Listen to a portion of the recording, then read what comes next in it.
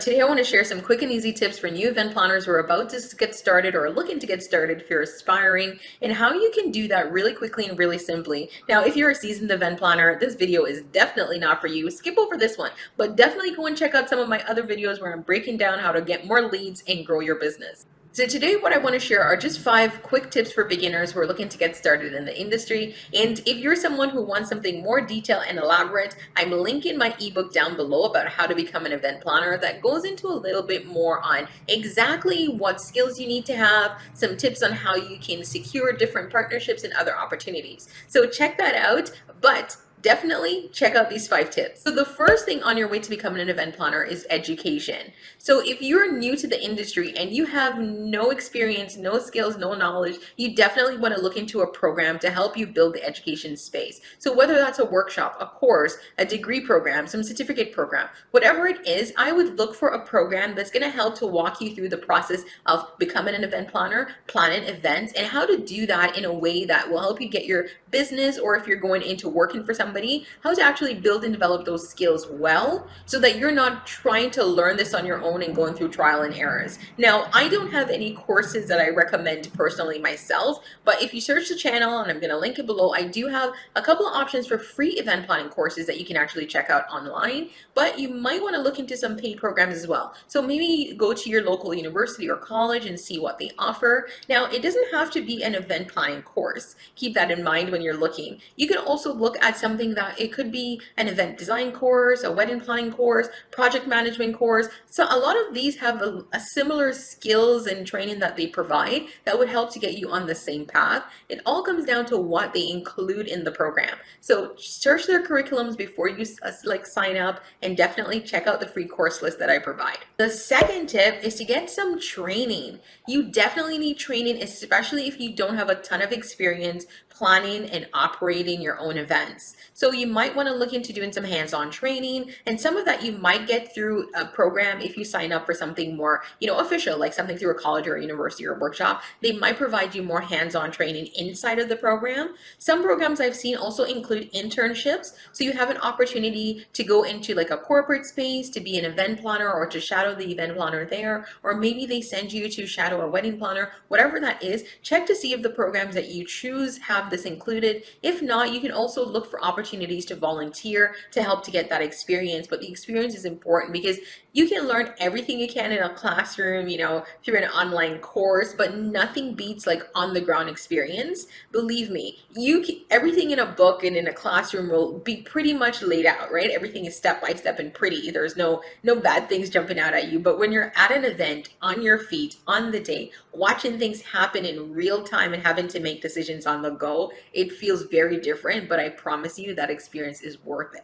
Now, number 3, once you've gotten the education and the hands-on training and practice out of the way, is to actually start building your skills and experience. Like, event planners require a certain different type of skills, right? You need to be able to make decisions on the go. You need to be organized. You need to be able to plan things. You need to be able to look forward and project things, right? So you need to build those skills and experience. And you can do that through a number of ways. You need to build your portfolio. So you could start, volunteering or offering to do people's events for free, just so you can build your portfolio. You can set up styled shoots. There's so many things you can do. Plan family events, support your friends and family at their events, right? Just so you can get that experience and build your portfolio. But whatever it is, you do want to take part in that, because this is where you're really going to expand and shine beyond, the theoretical stuff or the stuff that's included in the course, such as an internship.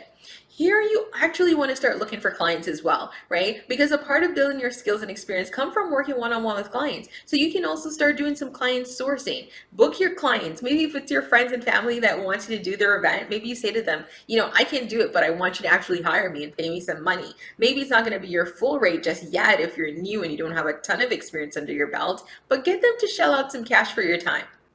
Number 4, and this, you notice I put it as number 4 and not at the top, is to choose a specialization. So I believe that choosing a specialization is so important, especially because it gives you a certain set of skills to focus on. Now, if you choose to start a business, it's an easier way to market because you have a particular set of clients that you can target. If you do decide to go into a company, at least you have the skills where you know that you're coming to them because you know how to plan certain type of events, right? For me, my specialization specialization was corporate events. I was a corporate event planner. That's my specialization. I'm not very good at weddings. Well, I plan weddings, but they're not the thing that I enjoy doing, right? So I can say I'm a specialized in corporate event planning. For you, it might be different. Choose something. There are so many. There are corporate events.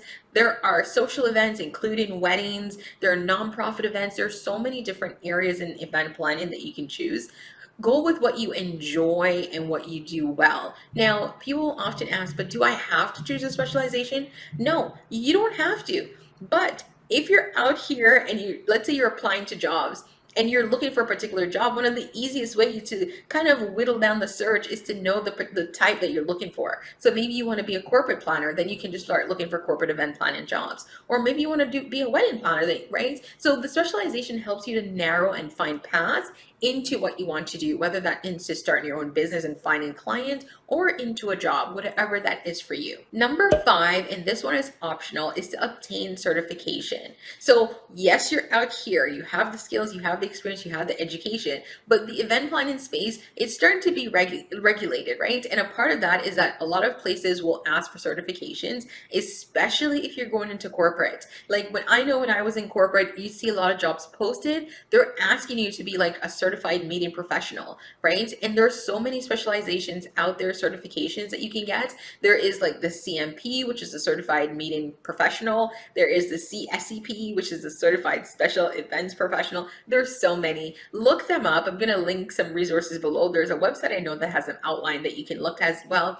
And I've also outlined a couple of them in my ebook that I'm linking below on how to become an event planner.